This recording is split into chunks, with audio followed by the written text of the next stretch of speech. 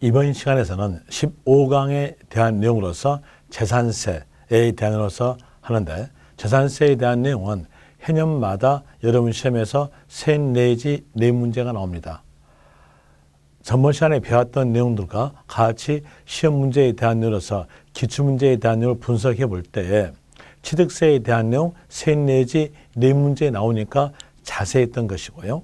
등록민허세에 대한 내용은 해년마다 한 문제입니다. 그리고 이 재산세에 대한 내용은 해년마다 3, 4문제이기 때문에 여기에 대한 내용도 자세히 설명드릴 건데요. 먼저 세원을 먼저 보셔야죠. 세원에 대한 내용을 갖추었다면 그 세금을 징수한다고 했어요. 재산세 세원에 대한 내용은 세자 앞에 있는 단어 재산, 그리고 앞에서 배웠을 때 지자체가 보유했을 때 과세하는 세금에 대한 내용으로서 재산세, 지역자원세세, 국가가 보유했을 때 과세하는 세금에 대한 내용으로서는 종합부동산세, 이렇게 여러분들한테 외우도록 만들어줬어요. 그러면 그 내용과 연결시켜 볼 때 재산 나와주고 재산세에 대한 내용 보유 세금이니까 결국적 세원에 대한 내용은 재산의 보유입니다.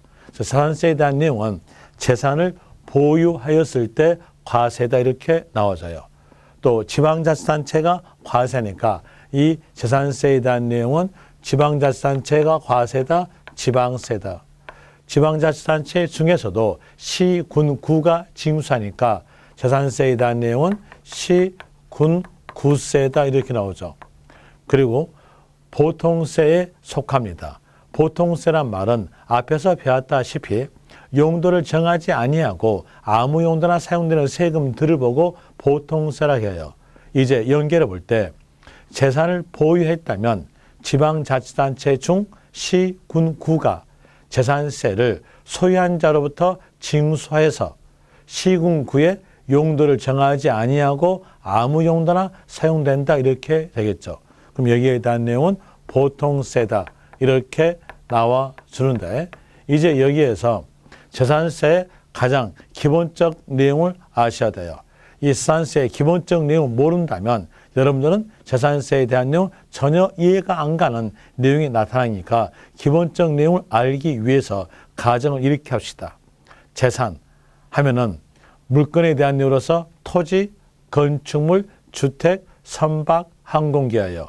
재산세에서 재산은 토지, 건축물, 주택, 선박, 항공기인데 이 재산을 다 보유했을 때 이걸 합쳐서 과세하겠는가, 아니면 따로따로 과세하겠는가, 그 내용을 가정하고 있다는 얘기예요.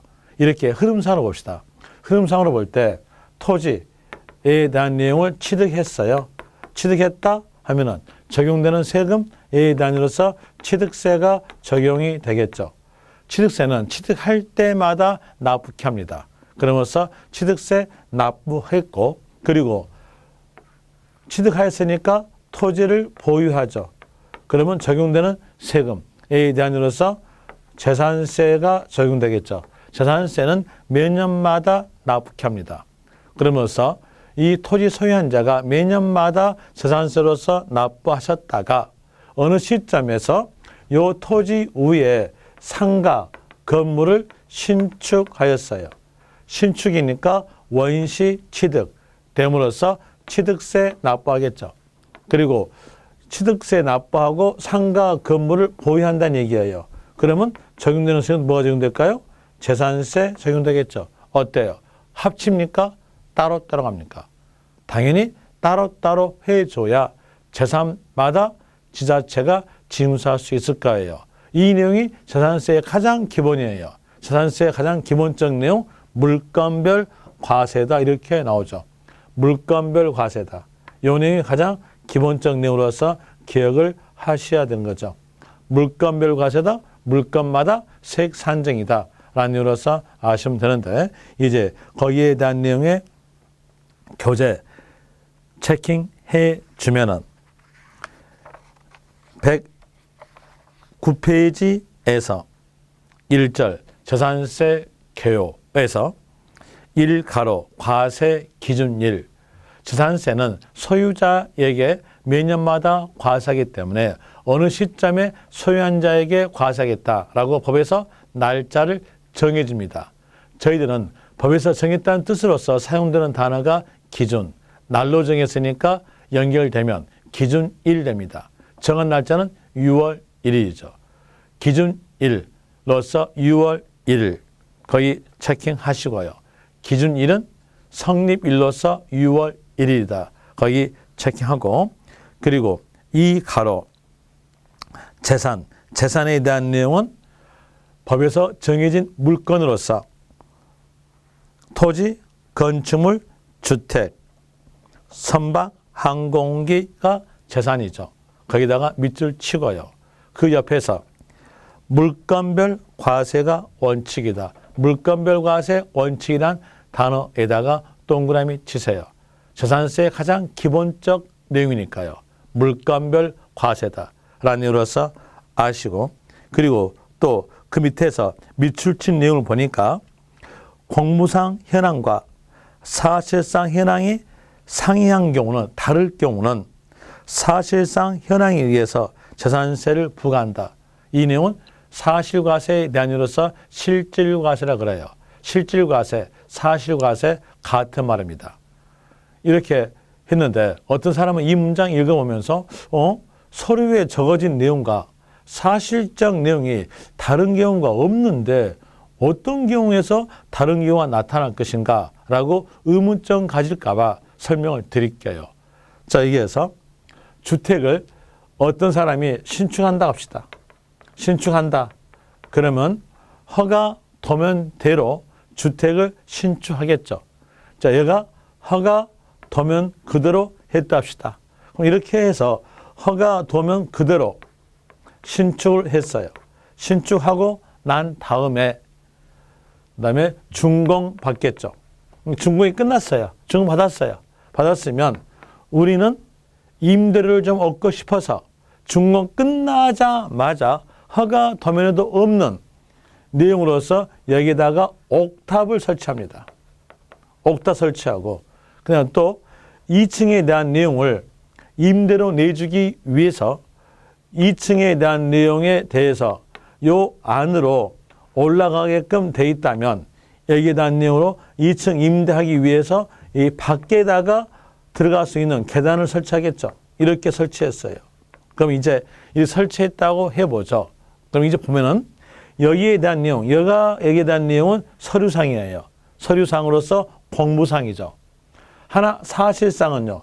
여기 옥탑까지 2층 올라가는 계단까지 포함된 것이 사실상이에요. 그러면 서류상에 대한 내용과 공무상에 대한 내용과 사실이 다르죠. 그때는 어디에 따르겠다? 사실에 따르겠다. 이런 내용입니다. 이런 내용으로서 나온 것이 바로 사실과세예요.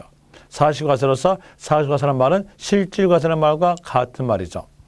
그리고 거기에서 부가 징수 방법은 보통 징수다. 아까 전번 시간 저 앞의 시간에서 설명드렸을 때에 확정이라는 말은 색산정이다. 색산정에 대한 내용으로서는 신고 아니면 결정 두 내용 중에 하나를 택하는 건데 신고를 택하는 세금은 보유만 외 세금은 신고, 보유 세금은 결정으로서 고지서 발부한다. 이렇게 지자체가 결정하여서 고지서 발부되는 걸 보고 보통 징수라고 합니다. 이제 여기에서 하나 알 수 있는 거 재산세 징수 방법은 보통 징수. 그리고 지자체가 세액을 결정하여서 고지서 발부하는 것이 재산세의 부가 징수 방법으로서 보통 징수의 뜻이다로 아시면 되겠죠. 그리고 방금 보니까 이제 재산세에 대한 내용은 물건별 과세라고 했어요. 물건별 과세 이렇게 나왔으니까 각기 물건, 재산마다 거기에서 재산의 뜻을 적어줘야 돼요. 어떤 재산에서는 어떤 재산이 제외된다는 내용으로 적어줘야 이중과세에 대한 내용이 발생되지 않습니다. 만약에 그 내용이 없다면 그때는 이중과세가 발생돼요. 여러분들이 공법에서 배웠을 때 건축물의 뜻을 배웠을 거예요. 건축물의 뜻, 그 내용과 같이 비교시켜 본다면 건축물에 대한 내용의 뜻은 지붕, 과, 기둥 또는 벽을 말하며 쭉 나오면서 부속된 내용이 나와져요. 부는 본에 따라가니까 요 부 내용을 놔두고 본 가지고 설명해 봅시다. 지붕, 과, 과니까 and, 기둥 또는 벽 또는 그랬으니까 전자일 수도 있고 후자일 수도 있다. 이런 내용으로 나오죠. 거기에서 볼 때 전자부터 먼저 합시다. 전자로서 지붕과 기둥, 이거 건축물, 후자, 벽, 앞에가 and가 있으니까 지붕과 벽, 여기에 대한 내용도 건축물. 그럼 건축물에 들어가려면 지붕이 꼭 있어야 되는 거예요. 그럼 이 내용을 알고 주택에 대한 내용과 연관 지어볼 때 주택에 지붕 있어 없어요? 있죠. 제가 너무 어려운 거 물어봤을까요? 너무 어렵겠네요. 죄송합니다. 너무 어려워서. 그럼 여기에 대한 내용 볼 때 주택은 지붕이 있는 거예요. 지붕이 있음으로써 이 주택에 대한 내용이 건축물에 해당돼요. 이때 주택을 보유했다면 건축물이니까 건축물 재산세로서 고지서 나가지고 주택을 보유했음으로써 주택에 대한 재산세로서 고지서 나간다면 이때에 대한 내용은 몇 번 과세일까요? 2번 과세예요. 이중과세가 되는 것을 막기 위해서 건축물에서는 주택 건물은 제외한다 이렇게 나와져요. 그럼 결국적으로서 이 건축물은 뭘 말했냐? 주거 외 용도의 건축물을 말한 것 뜻이었어요. 주거 외 용도 건축물이니까 상가 건축물, 공장 건축물에 대한 내용이 바로 건축물로서 보유했다면 건축물분 재산세로서 고지서가 나간다는 얘기예요. 또 다시 한 사람이 상가 건물을 여러 채 보유했다고 하였으면 그 상가 건축물에 대해서 합쳐서 고지서 나간다?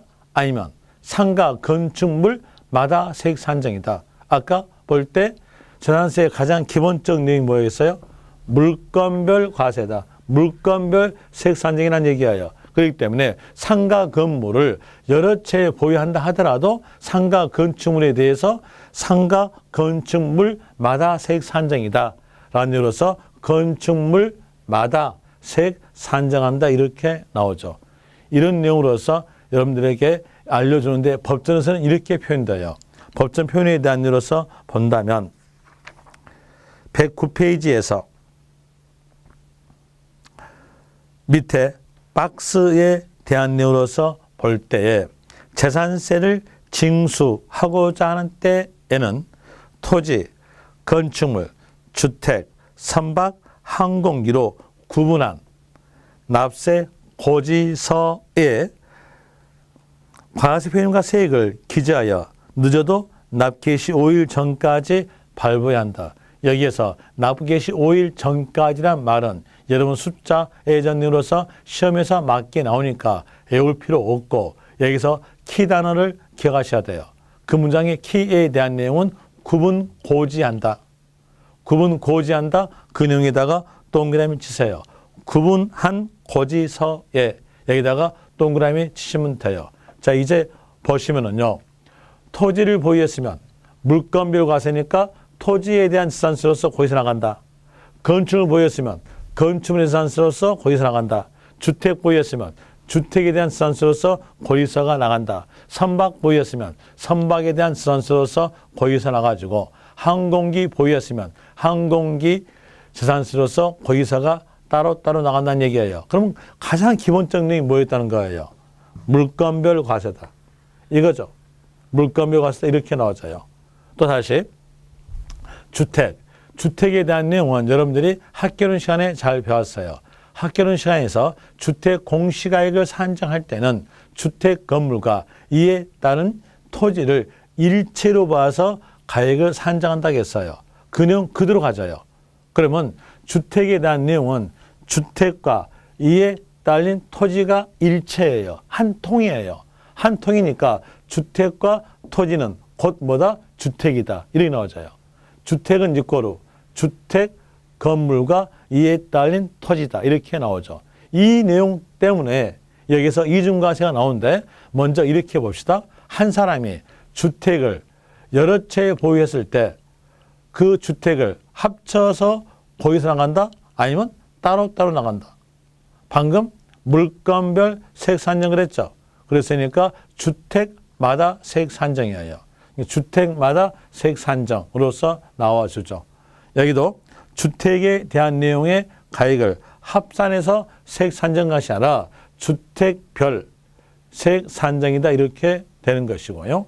그리고 주택은 육고루, 주택 건물 플러스 토지니까 여기에서 토지에 대한 재산세하고 연간 비교시켜 본다면 토지는 포괄적 내용으로서 농지도 토지고 임야도 토지고 주택 부수토지도 토지예요. 그러면 주택 부수토지를 보유했을 때 토지니까 토지분 산서로서 거기서 나가고 주택 부수토지가 주택이니까 주택에 대한 재산세로서 거기서 나간다면 몇 번 과세입니까? 2번 과세예요. 이중과세니까 이중과세를 방지하기 위해서 토지에는 주택 부수토지를 제외한다 이 말 나와져요. 그리고 주택수를 제외한 모든 토지가 토지다 이렇게 되죠. 모든 토지에 대한 내용으로서는 공부에 등록된 토지뿐만 아니라 그 밖에 사용되는 토지가 모든 토지의 뜻이에요. 여기에서 공부에 등록된 토지란 말은 여러분 시험에서 맞게 나오니까 거기다가 포인트를 잡지 마시고 그 밖에다가 잡으셔야 돼요. 이 말은 공부 등록 외의 토지를 포함한다는 뜻이에요. 그 말은 미등록 토지를 포함한다는 뜻이겠죠. 자, 여기에서 모든 토지에 대한 이로서 기억할 것은 미등록 토지를 포함한다 라는 내용으로서 기억하시면 됩니다. 미등록 토지 포함이다. 이제 결과적 내용으로서 토지는 주택 부수 토지를 제외한 모든 토지로서 미등록 토지를 포함한다 라는 내용으로서 나오겠죠. 여기까지에 대한 내용으로서 체킹해 주면 110페이지에서 동그라미 1번 토지분, 토지분으로서 주택, 부수토지를 제외한 모든 토지, 그리고 그 문장 끝에서 미등록 토지를 포함한다. 그리고 2번 건축물, 건축물은 주로 말한 것은 주거 외 건축물로서 상가 건축물, 공장용 건축물을 말하죠. 그리고 상가 건축물을 한 사람이 여러 채 보유한다 하더라도 각기 상가 건축물마다 물건마다 세액 산정이죠. 그래서 거기에서 건축물별 세액 산정 거기다가 밑줄 치고요. 그리고 주거 외 용도 건축물로서 상가 건축물, 공장용 건축물로 나오죠. 또 밑에서 건축물 범위에는 주택은 제외한다. 주택은 제외한다 이렇게 되고요. 그리고 밑에 보니까 주택에는 별장이 포함되므로 건축물에는 별장도 제외된다. 자, 여기에 대한 내용 기억하세요. 여러분들이 공법에서 주택법 배웠을 거예요. 주택법에서 별장의 뜻이 적어져요. 별장의 뜻은 주거용 건축물로서 늘 주거용지로 사용되지 아니하고 휴양용 건물을 말한다. 이렇게 정의를 내립니다. 거기서 맨 앞에 보니까 주거용 건물로서 있죠. 주거용 건축물로서 있으니까 별장은 어디에 포함되겠다? 주택에 포함된다. 별장을 보유했으면 주택에 포함되니까 주택에 대한 재산세로서 고지서가 나가는 거예요. 그러므로써 별장 건축물은 건축물 재산세로서 고지하지 않는다는 뜻입니다. 그 내용으로서 체킹하시고요. 그리고 동그라미 3번 주택에 대한 내용은 주택과 이에 딸린 토지를 일체로 본다. 한 통으로 본다 라는 내용이니까 주택은 육고루, 주택 플러스 토지 이런 내용으로서 나와 주겠죠. 주고 그리고 내용을 보니까 밑에서 주택이란 주택과 부수 토지를 한 물건이 뭘까요? 통째죠. 일체로 본다는 거죠. 일체로 봐서 주택별로 세액 산정이다. 여기에 대한 내용은 한 사람이 여러 채의 주택을 소유한다 하더라도 각기 주택마다 세액 산정이다 라는 의미로서 주택별 세액 산정 이렇게 나옵니다. 그리고 주택에 대한 내용은 별장을 포함한다. 별장을 포함하니까 별장에 대한 내용도 주택에 대한 지산세로서 과세된다 이렇게 나오죠. 그리고 그 밑에 보시면 참고에서 재산세의 겸용주택이 나와져요.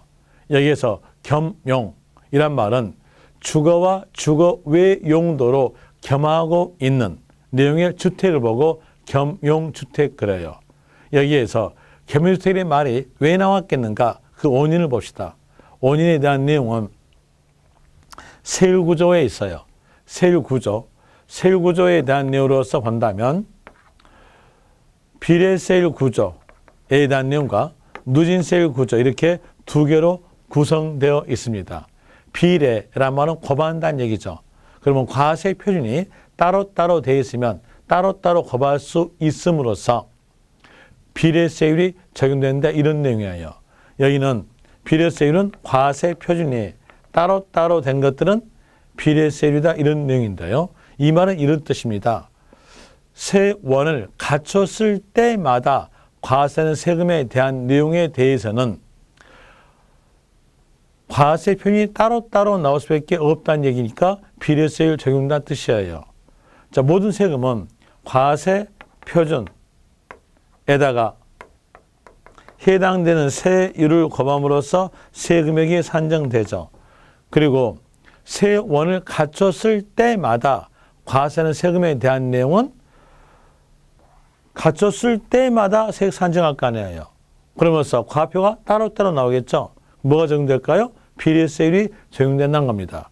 이제 보면은 취득세에 대한 내용은 취득할 때마다 과세예요. 취득할 때마다 과세니까 취득할 때마다 세액 산정됨으로써 과세 표준이 따로따로 나오겠죠.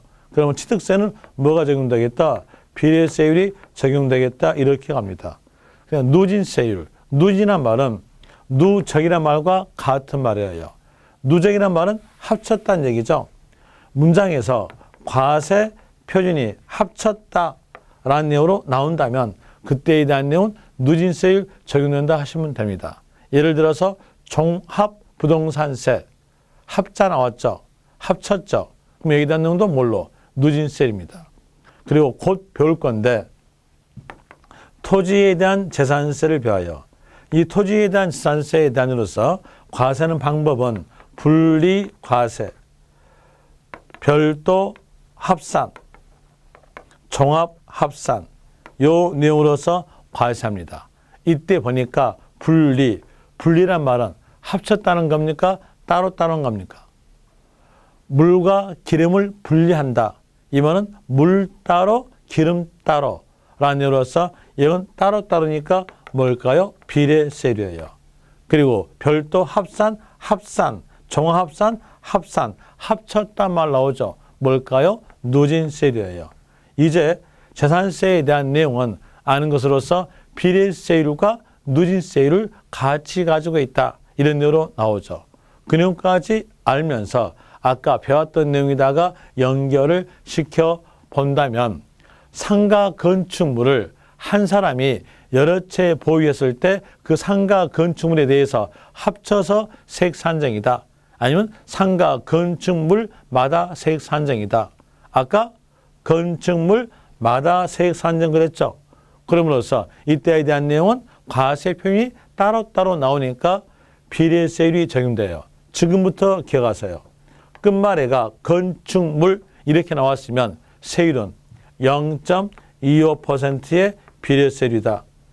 라는 의미로서 기억하세요. 물론 예외적 내용도 비례세율인데 그 예외적 숫자는 여러분 시험에서 맞게 나오니까 외울 필요가 없다는 거예요. 예를 들어서 시내 주거지역 내 공장용 건축물에 대해서는 0.5% 비례세율 예외상이고요.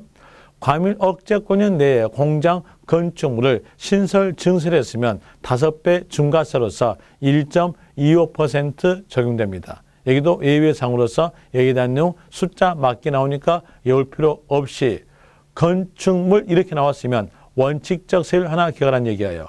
0.25%다. 요거 기억하시고요. 그리고 또 다시 한 사람이 주택을 여러 채 보유한다고 하였으면 그때에 대해서 주택가액을 합친 것이 아니라 주택마다 세액 산정하는 거죠. 주택마다 세액 산정에 대한 이유로서 이 내용을 풀어보자는 겁니다. 주택별 세액 산정. 이걸 풀어볼 때 주택 하게 되면 이 주택에 대한 내용은 주택 건물과 이에 딸린 토지를 합친 게 주택이죠. 주택이고 그리고 세액 산정. 세액 산정에 대한 내용으로서는 과세 표준에다가 해당되는 세율을 곱함으로써 세금액이 나와져요. 이때 과세 표준에 대한 내용으로서 본다면 주택과 토지 가액을 합쳐서 과세 표준 나오죠. 그러면 합쳐서 과세 표준 나왔으니까 이 세율 구조는 뭐겠다? 누진세율이다. 과세 표준 가액에 따라서 0.1%부터 0.4%까지의 누진세율이 적용된다. 이렇게 나와져요. 여러분들은 0.1%부터 0.4%의 숫자까지 외우실 모양인데 그 숫자에 대한 내용 여러분 시험에서 맞게 나오니까 외우지 마시고 주택이란 단어가 있으면서 세율로 물어본다면 누진세율 적용이다. 이렇게 하시면 돼요. 일반주택 세율은 자 여기서 일반주택 세율은 했으니까 주택 나오면서 세율로 물어봤죠. 그럼 뭐겠다? 누진세율이다. 농가주택 세율은 그럼 주택 나오면서 세율을 물어봤으니까 뭘로? 누진세율. 고급주택 세율은 그럼 여기도 마찬가지 주택 단어 나오면서 세율 물어봤으니까 뭘로? 누진세율. 이제 아는 것은 주택 단어만 있으면 세율로 물어볼 때는 누진세율 하시면 되겠죠.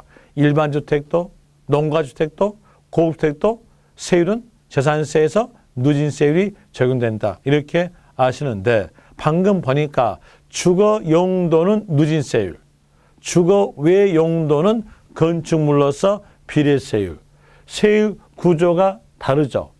그리고 주거와 주거 외 용도가 겸하고 있다면 주거 외, 주거 용도가 같이 있으니까 세율 구조가 다름으로써 나누기 위해서 겸용주택이란 말이 나온다는 얘기예요.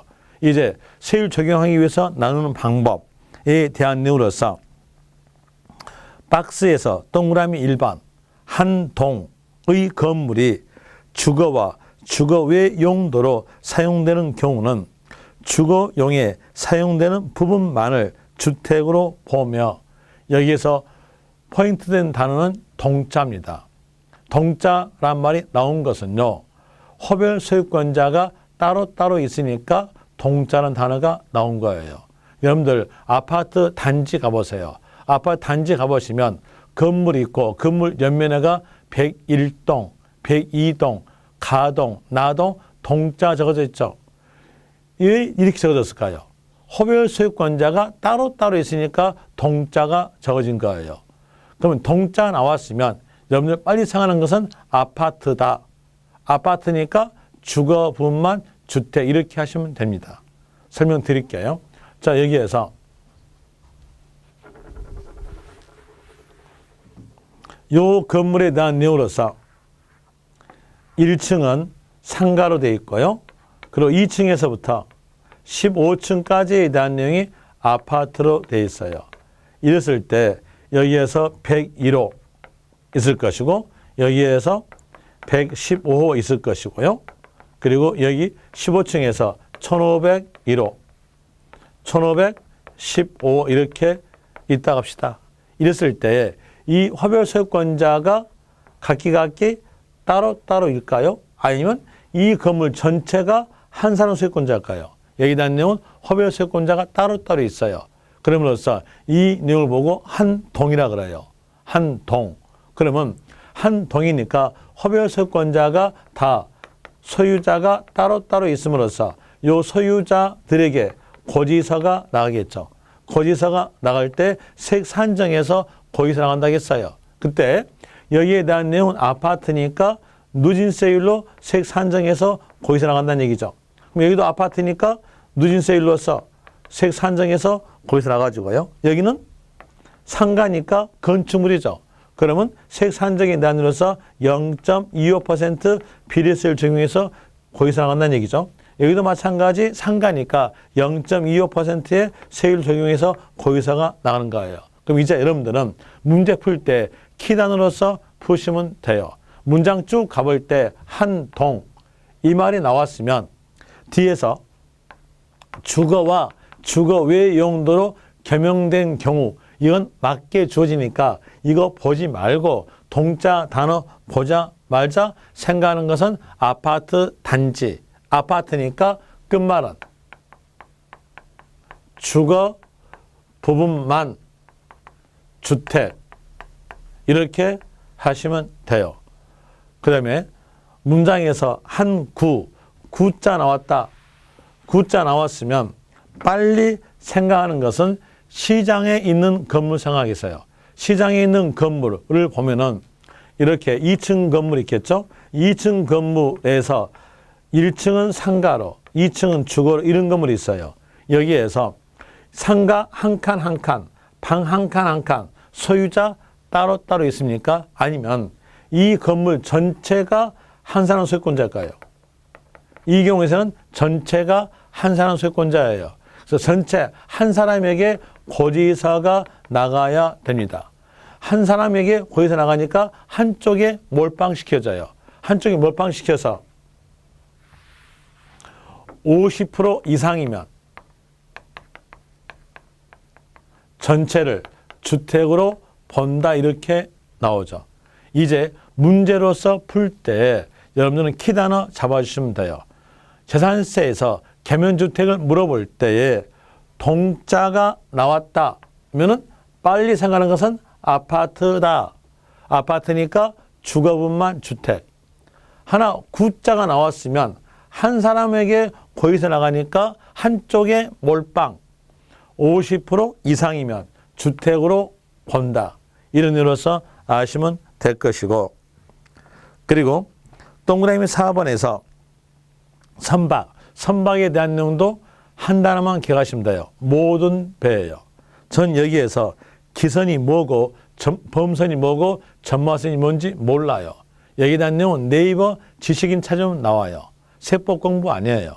그러면 여기에 대한 내용으로서 단어 하나만 기억하면 되겠죠. 선박 나온 모든 배. 그리고 항공기도 한 문장으로서 두 줄인데 여기도 단어 하나만 기억하시면 돼요. 항공기 나왔으면 사람이 탑승 조정. 그럼 반대로 사람이 타지 아니한 비행기는 항공기가 아님으로써 재산세 과세물에 들어가지 않습니다. 이렇게 말하니까 그러면 사람이 타지 않는 비행기가 뭐가 있는고라고 생각하겠으나 있어요. 장난감 비행기죠. 장난감 비행기는 사람 안 타잖아요. 그래서 포함되지 않아요. 이 내용을 알려주기 위해서 법전에서는 이렇게 나오죠. 원격 조정되는 농약 살포용 헬리콥터는 항공기에 포함되지 않는다는 겁니다. 원격 조정이니까 사람 타지 않음으로써 그 내용은 포함되지 않는다 이렇게 되겠죠. 그리고 그 밑에서 3가로 세액 산정. 자, 모든 세금의 세액 산정에 대한 내용은 과세 표준을 먼저 정해놓고 거기에다가 해당되는 세율을 곱함으로써 세금액이 산정되는 거예요. 자, 여기에서 과세 표준에 대한 내용에 대해서는 뜻은 여러분 시험에서 나오지 않으나 그 뜻을 알고 있으면 각기 세금마다 과세 표준에 대해서 비교 구별할 수 있다겠어요. 뜻에 대한 내용은 적어줬는데 과세하는 때의 가액 아니면 과세하는 물건 가액이에요. 자, 먼저 이 내용 알고 취득세에다가 연결시켜보죠. 취득세는 어떤 때에 과세합니까? 취득하는 때에 과세죠. 취득하는 때의 과세니까 취득세 과세 표준은 취득하는 때의 가액이다 라는 말과 같은 말로서 취득 시기의 가액이다. 또 같은 말로서 취득 당시 가액이다. 이렇게 나오죠. 그리고 등록면허세에 대한 내용은 어떤 때의 과세입니까? 등록하는 때의 과세죠. 그럼 등록면허세 과세 표준은 등록하는 때의 가액이다. 등록 당시 가액이다. 이리 되죠. 그리고 취득세와 등록면허세에 대한 내용은 보유만 외 세금이죠. 보유만 외 세금들은 세액 산정할 때 신고하는 겁니다. 그럼 여기에서는 취득 당시 가액으로 신고하니까 이 취득 당시 가액은 신고가를 의미다. 또 다시 등록 당시 가액에 대한 내용도 신고하니까 등록 당시 가액은 신고가를 말한다. 이렇게 나오는데 이 신고가액의 뜻은요. 시가, 필요가 비교해서 큰 가액이에요. 그럼 여기에 대한 내용에 취득 당시 신고가, 등록 당시 신고가액에 대한 내용은 시가, 필요가 비교해서 큰 가액이라는 거죠. 하나, 객관성 있게 입증되는 유상 거래에 대한 내용은 그 신고된 가액 그대로 믿어주겠다라는 의미로서 사실상 취득가액이에요. 여기 해당됐으면 사실상 취득가 어느 쪽에서든지 취득세든지 등록세든지.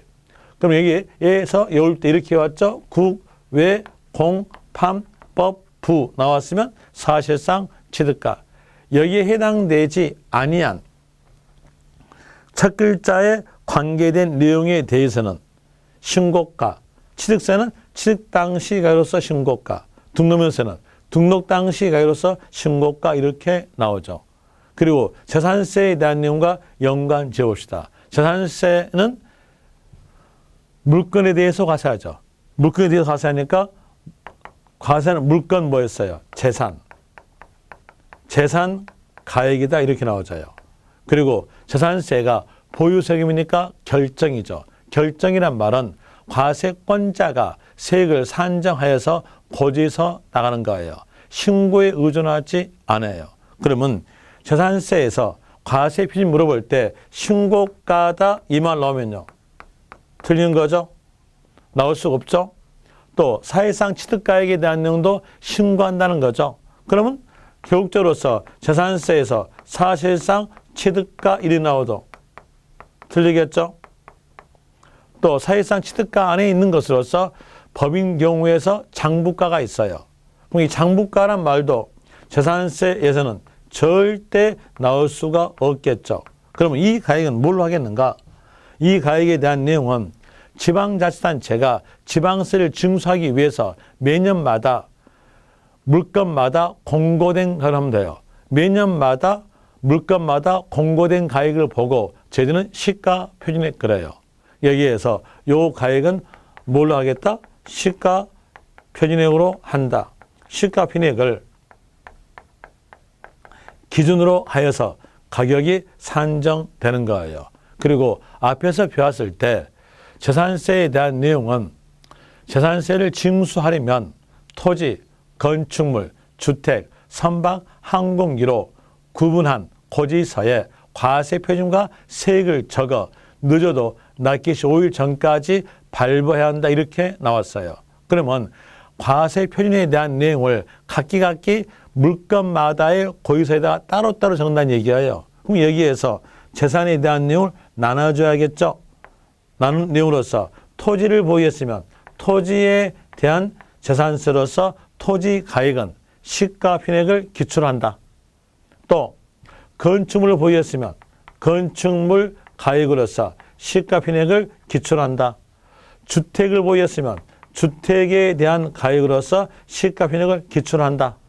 또 선박을 보유했으면 시가 표준액을 기초로, 항공기를 보유했으면 시가 표준액을 기초로서 한다 이렇게 적어지겠죠. 그럼 여기에서 볼 때 시가 표준액에 대한 내용을 본다면 시가 표준액에 대한 내용은 전년도 시가 대비해서 20 내지 30% 낮은 가액으로 정해집니다.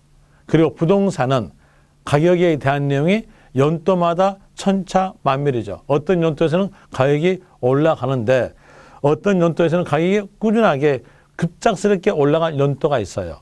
그때는 시가 편입을 했다면 세금액은 전년도에 대비해서 엄청 크게 나옵니다. 그러면 세금액이 전년도에 대비해서 크게 나오니까 전년도에서는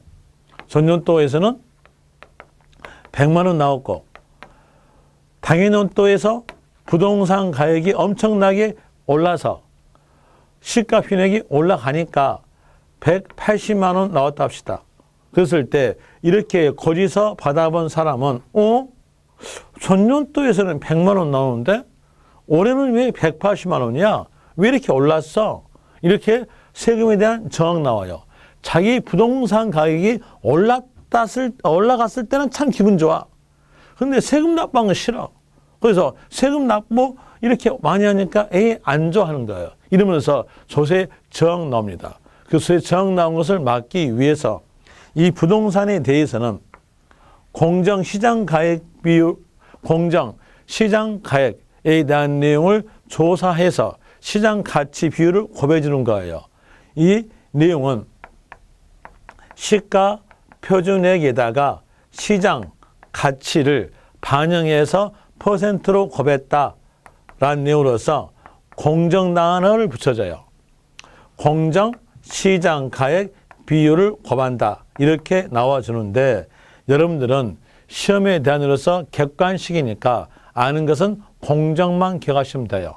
이제 부동산에 대해서 재산세의 과세 표준을 물어볼 때 공정이라는 단어가 있다면 맞다. 만약에 공정 단어가 없다면 틀렸다 하시면 돼요.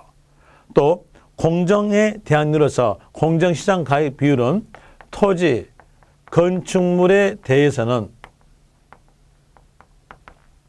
70%가 공정시장 가액 비율입니다.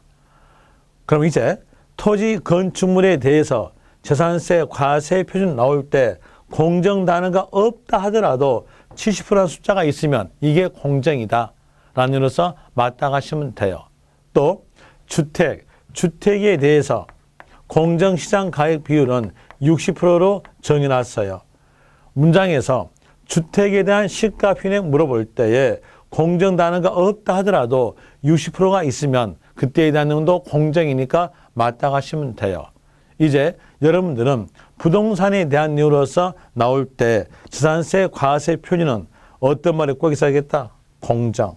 이런 단어가 있어야겠다 아시면 되고, 선박 항공기에 대한 내용은 예전의 시가 편익에 대한 내용과 현재의 시가 편익에 대한 내용이 근소한 차이예요. 근소한 차이니까 선박 항공기에 대해서는 공정시장 가격비를 구할 필요가 없어요. 그대로 시가 표준액이에요. 이제 여러분들은요, 재산세, 과세 표현이 나온다면 이렇게만 딱 기억하시면 돼요. 부동산이었으면 시가 편익 곱하기 공정, 선박 항공기는 그대로 시가 표준액. 이 내용으로서 아시면 돼요. 그리고 그 밑에 111페이지에서 4가로 세부담 상한. 세부담 상한은 단어로 볼 때 세부담을 줄이기 위해서 상자가 윗상자, 위에까지 한계를 두고 그 위에의 한계를 초과된 부분은 없는 거다 라는 내용이 바로 세부담 상한이에요. 여기에 대한 이유로서는 숫자만 기억하세요. 숫자적 내용으로서는 전년도란 말과 직전년도란 말은 같은 말이에요. 직전년도의 세액의 100분의 150까지를 당해년도 세율한다. 이 숫자만 기억하시면 돼요. 한번 이 내용을 가지고 하여 볼 때에 전년도의 재산세 세금액이 100만 원이었어요. 그리고 당해년도에서 지자체가 세금액을 산정해 보니까 그때 세금액이 190만 원이었어요. 그랬으면 전년도 세액 100만 원에다가 150%를 곱해요. 그러면 나온 금액이 150만 원 나오죠. 150만 원을 초과된 금액은 없는 거다. 얼마까지만 징수하겠다? 150만 원까지만 징수하겠다. 라는 내용으로서 여러분은 전년도 세액의 100분의 150까지 당해년도의 세액이다 라는 내용으로서 세부담 상한은 전년도 100분의 150이다. 이 숫자를 기억하시면 되죠. 그리고 뒤로 넘겨서 뒷페이지에서 5가로 소액 징수 면제. 예단 내용도 앞에서 다 배웠던 내용으로서 소액 징수 면제는 재산세, 지역자원시설세, 지방소득세에 택한다. 세액 금액이 2,000원 미만이면 징수하지 않는다. 재산세에서 세액 금액이 2,000원 미만이면 징수하지 않는다가 바로 소액 징수 면제로서 나와지고 세액이 2,000원 이었으면 그때는 징수한다는 것으로서 조심하시면 될 거예요. 그리고 6가로 재산세, 부가세, 재산세, 부가세에 대한 내용도 다 배웠어요. 부가세란 말은 세자 앞에 부가, 붙인다. 재산세에 붙여서 징수하는 세금에 대한 으로서는 지방교육세, 지방교육세로서 납부할 세액의 20%가 붙습니다. 그리고 7가로 납부기간, 납부기간에 대한 내용 여러분들이 꼭 기억하셔야 될 내용이에요. 이 납부기간에 대한 내용이 총괄적 내용, 방금 배웠던 총괄적 내용이니까 기억하셔야 될 내용인데요. 여기에 대한 내용에다가 별 표시 하나 하세요. 별 하나 하시고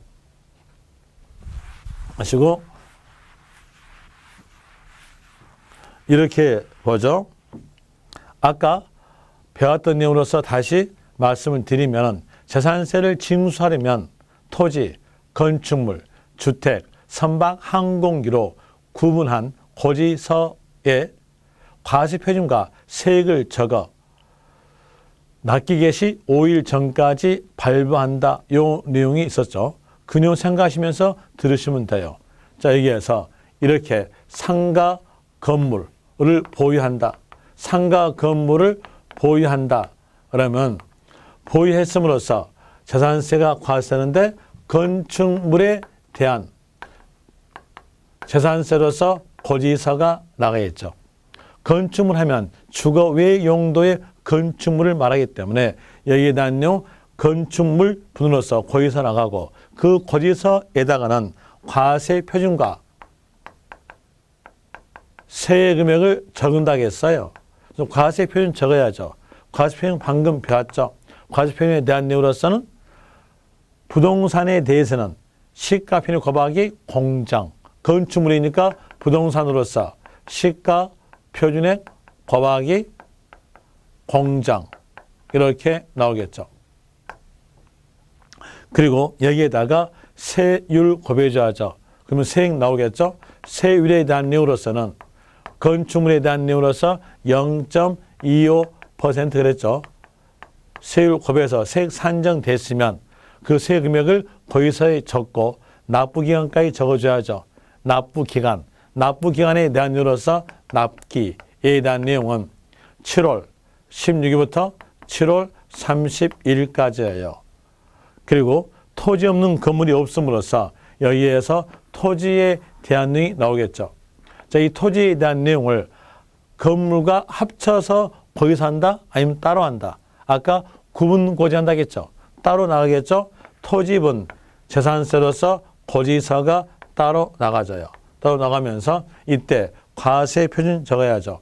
과세 표준에 대한 내용은 부동산에 대한 내용이니까 시가 표준액 곱하기 공장 이렇게 나오죠. 공정 시장가입비를 곱한다. 그리고 뒤에서 배우면 아시겠으나 영업에 관한 토지에 대한 내용은 별도 합산입니다.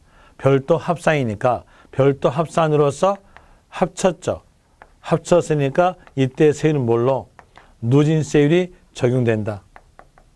누진세율이 적용되고 그리고 세금액이 나왔으면 그 세금액을 적고 언제까지 납기하라 그러는데 납부기간을 7월 16일부터 7월 30일까지 만들었다 합시다. 그러면 입에서 욕 나옵니다. 왜 욕 나오냐면 자동차세에 대한 내용은 6월 말일까지 납부토록 하면서 고지서 나갑니다. 6월 말일 날 자동차세 납부하고 상가 건물 7월 말일 날 납부하고 또 7월 말일 날 토지분 고지서로서 재산세 납부한다면요. 입에서 욕 나오죠. 무슨 세금이 이렇게 날마다 고지해. 이렇게 욕 나옵니다. 이걸 막기 위해서 토지분에 대한 내용은 2개월 뒤로 밀칩니다. 토지분에 대한 재산세 납부 기간은 2개월 뒤로 밀친다. 라는 이유로서 9월 16일부터 9월 30일까지 이렇게 나오죠. 그럼 여기에 대한 내용으로서는 토지분 재산세에 대한 내용은 세계 크기에 관계없이 소유자들에게 일정하게 나갑니다. 9월 10일부터 9월 30일 이렇게 나가죠. 그리고 주택, 이렇게 주택 건물에 대한 내용과 그리고 주택에 대한 내용은 이에 딸린 토지를 일체로 본다겠죠. 일체로 본다겠으니까 주택과 토지 가액을 합친다. 합쳐서 나오죠. 합쳐서 주택 공시가액이 산정됨으로써 과세 표준에 대한 내용은 합쳐서 나온다는 얘기죠. 그리고 거기에다가 뭘 곱한다? 공정 곱한다. 과세 표준은 합쳐서 나오면서 주택 공시가액, 시가 표준액에다가 공정 단위를 곱해서 산정되죠. 그리고 세율, 주택에 대한 내용의 세율에 대한 내용은 농가주택이든 고급주택이든 세율은 뭘로? 누진세율이라고 배웠죠. 누진세율에 대한 이로서 세금액은 아주 높게 나옵니다. 높게 나온 금액에 대해서 한 장으로 세금 납부하라. 이러면 여기도 조세의 저항이 나오니까 그걸 막기 위해서 납기에 대한 내용은 두 장으로서 나가져요. 2분지 1 금액에 대해서는 7월 16일부터 7월 30일까지, 나머지 2분지 1에 대해서는 9월 16일부터 9월 30일까지로 해준 거죠. 그리고 주택의 세액 금액이 적었다. 이 말은 껌이란 얘기예요. 주택의 세액 금액이 적었다, 껌이다, 10만 원이다. 10만 원 정도는 충분하게 친구들하고 술 마시면서 쏠 수 있죠. 그럼 이런 10만 원 금액에 대해서는, 이하 금액에 대해서는 7월 16일부터 7월 30일까지 일괄 고지한다. 이 내용으로서 나와져요. 어느 때 그런 거예요? 주택의 세액이 10만 원 이하일 때. 토지 아니에요. 주택이에요. 그리고 주택 세액이 10만 원 이하였으면 일괄 고지한다. 납부기한은 7월 10일부터 7월 30일까지. 주택 세액이 10만 원 이하라는 말이 나오지 않았으면 그때는 2분지 1에 대해서는 7월 10일부터 7월 30일까지. 나머지 2분지 1에 대해서는 9월 10일부터 9월 30일까지로 나옵니다. 오늘은 여기까지 하고, 그리고 8가로 납세지에 대한 내용은 다음 시간에 하겠습니다. 하여튼 고생이 많으셨습니다. 자, 수고하셨습니다.